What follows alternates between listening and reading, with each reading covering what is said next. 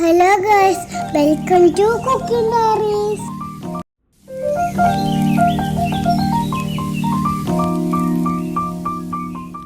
Hi all, welcome back. പുതിയൊരു വീഡിയോയിലേക്ക് എല്ലാവർക്കും സ്വാഗതം.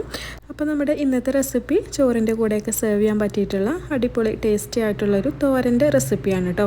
അപ്പം ബീട്രൂട്ട് വെച്ചിട്ടാണ് നമ്മൾ ഈ തോരൻ ഉണ്ടാക്കുന്നത്. അപ്പോൾ ടേസ്റ്റി ആയിട്ടുള്ള ഈ ഒരു ബീട്രൂട്ട് തോരൻ റെസിപ്പി എൻ്റെ ഡീറ്റെയിൽസ് ഒന്നും മിസ്സാവാണ്ടിരിക്കാനായിട്ട് എല്ലാവരും വീഡിയോ സ്കിപ്പ് ചെയ്യാണ്ട് മുഴുവനായിട്ട് തന്നെ കണ്ടു നോക്കുക.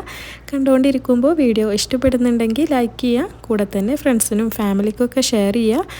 പിന്നെ നമ്മുടെ ചാനലിൽ നിങ്ങൾ ഇതുവരെ സബ്സ്ക്രൈബ് ചെയ്യാത്തവരാണെങ്കിൽ ഒന്ന് സബ്സ്ക്രൈബും കൂടെ ചെയ്യാം കേട്ടോ.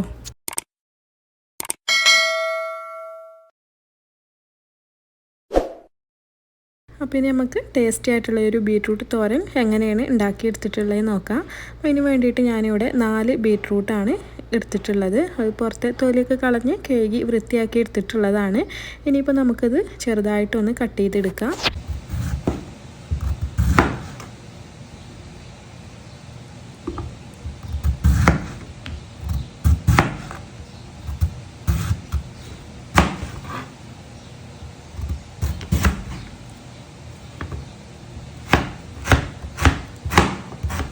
അതേപോലെ കേട്ടോ കട്ട് ചെയ്തെടുക്കുന്നത്. പിന്നെ മുഴുവനായിട്ട് നമുക്ക് കട്ട് ചെയ്തെടുക്കാം. അപ്പോൾ ഇതാ ബീട്രൂട്ട് മുഴുവനായിട്ട് ചെറുതായി ഇതേപോലെ കട്ട് ചെയ്തെടുത്തിട്ടുണ്ട്. പിന്നെ നമുക്ക് തോരൻ ഉണ്ടാക്കി തുടങ്ങാം കേട്ടോ.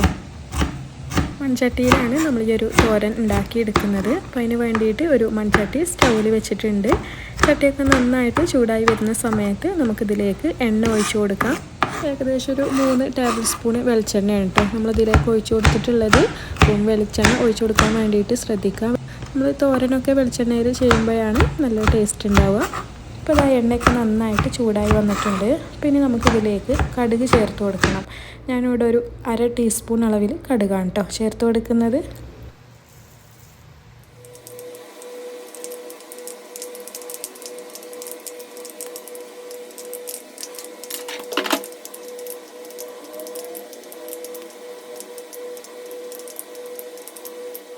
അപ്പോൾ ആ കടുകൊക്കെ മുഴുവനായിട്ട് പൊട്ടിക്കഴിഞ്ഞിട്ടുണ്ട്. അപ്പോൾ ഇനി നമുക്കിതിലേക്ക് 2 വറ്റൽമുളക് കൈ കൊണ്ട് തന്നെ ഒന്നിങ്ങനെ മുറിച്ചിട്ട് ഇട്ട് കൊടുക്കാം.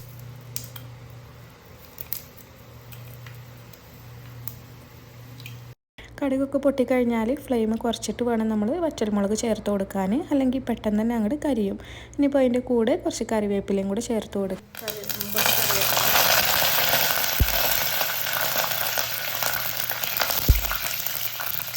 കറിവേപ്പിലയും വറ്റൽമുളകും ഒന്നിട്ട് മൂത്ത് വന്നാൽ പിന്നെ നമുക്ക് കട്ട് ചെയ്ത് വെച്ചിട്ടുള്ള ബീട്രൂട്ട് ഇതിലേക്ക് ചേർത്ത് കൊടുക്കാം.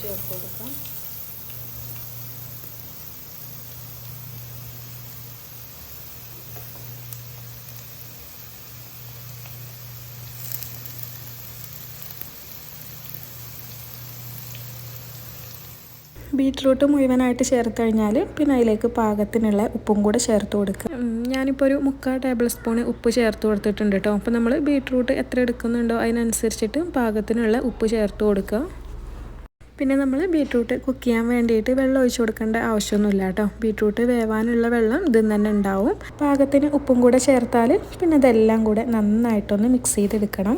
നമ്മൾ വെള്ളം തീരെ ഒഴിക്കാതെയാണല്ലോ ബീട്രൂട്ട് കുക്ക് ചെയ്യാൻ വേണ്ടിയിട്ട് വെച്ചിട്ടുള്ളത്. അപ്പം അതുകൊണ്ട് തന്നെ ഫ്ലെയിം ലോ ഫ്ലെയിമിലാക്കിയിട്ട് വേണം കേട്ടോ നമ്മൾ ഇത് കുക്ക് ചെയ്തെടുക്കാൻ.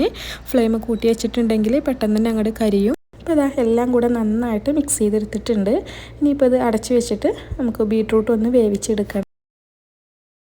ബീട്രൂട്ട് ഒന്ന് കുക്കായി വരുമ്പോഴത്തേക്ക് നമുക്ക് അതിലേക്കുള്ള തേങ്ങ ഒന്ന് ചതച്ചെടുക്കാം കേട്ടോ. അപ്പോൾ അതിന് വേണ്ടിയിട്ട് അരമുറി തേങ്ങ എടുത്തിട്ടുണ്ട്. പിന്നെ 6 പച്ചമുളക് എടുത്തിട്ടുണ്ട്. പിന്നെ പച്ചമുളക് നമ്മുടെ എരിവിനനുസരിച്ചിട്ട് മാറ്റം വരുത്താം കേട്ടോ. ഞാൻ എടുത്ത മുളക് എരിവ് കുറവാണ്, അതുകൊണ്ടാണ് ഞാൻ 6 എടുത്തിട്ടുള്ളത്. പിന്നെ നമ്മൾ വറ്റൽമുളകും കൂടെ ചേർത്തതല്ലേ, അപ്പോൾ നോക്കിയിട്ട് നമുക്ക് എത്രത്തോളം എരിവൊക്കെ വേണം അതിനനുസരിച്ചിട്ട് ചേർത്ത് കൊടുക്കുക. 2 അല്ലി വെളുത്തുള്ളി എടുത്തിട്ടുണ്ട്. 1/2 ടീസ്പൂൺ അളവിൽ ചെറിയ ജീരകം എടുത്തിട്ടുണ്ട്. പിന്നെ 4 ചെറിയുള്ളി എടുത്തിട്ടുണ്ട്. 1/4 ടീസ്പൂൺ അളവിൽ മഞ്ഞൾപ്പൊടി എടുത്തിട്ടുണ്ട്.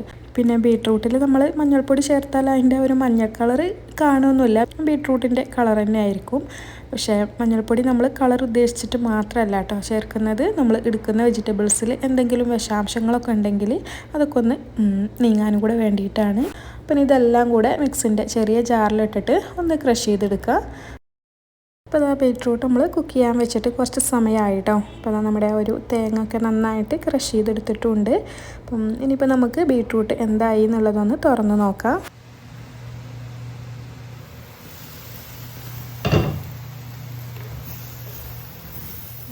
ബീറ്റ്റൂട്ട് ഇപ്പോൾ ഒരു പകുതി വേവായിട്ടുണ്ട് കേട്ടോ. അപ്പോൾ അതാ കണ്ടില്ലേ, നമ്മൾ വെള്ളം തീരെ ഒഴിച്ചിട്ടില്ലെങ്കിലും വെള്ളമൊക്കെ ബീറ്റ്റൂട്ടിൽ നിന്ന് തന്നെ ഉണ്ടായിട്ടുണ്ട്. അപ്പം ഇനിയിപ്പോൾ ഇത് നന്നായിട്ട് ഒന്നും കൂടെ ഒന്ന് മിക്സ് ചെയ്തെടുക്കാം.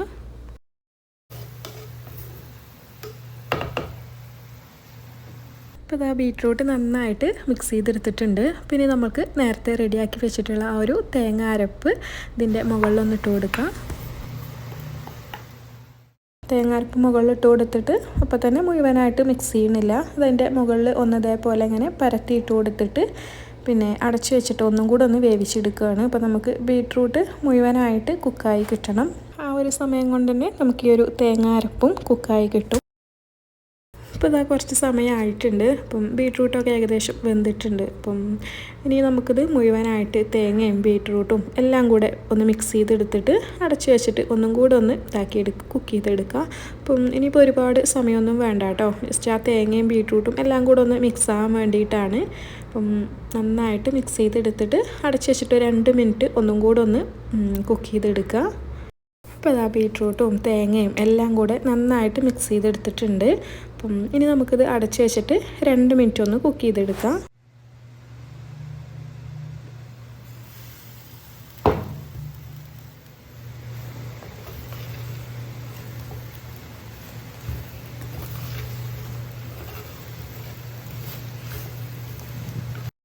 അപ്പോൾ 2-3 മിനിറ്റ് ഒന്ന് കുക്ക് ചെയ്തെടുത്തപ്പോൾ തന്നെ പിന്നെ അടപ്പൊക്കെ തുറന്നിട്ട് നന്നായിട്ടൊന്ന് മിക്സ് ചെയ്തെടുക്കുകയാണ് കേട്ടോ. അപ്പോൾ നമ്മുടെ ടേസ്റ്റി ആയിട്ടുള്ള ബീറ്റ്റൂട്ട് തോരൻ ഇവിടെ റെഡി ആയിട്ടുണ്ട്. അപ്പോൾ ഇനി ചൂടോട് കൂടി തന്നെ ചോറിൻ്റെ കൂടെ സെർവ് ചെയ്യാം.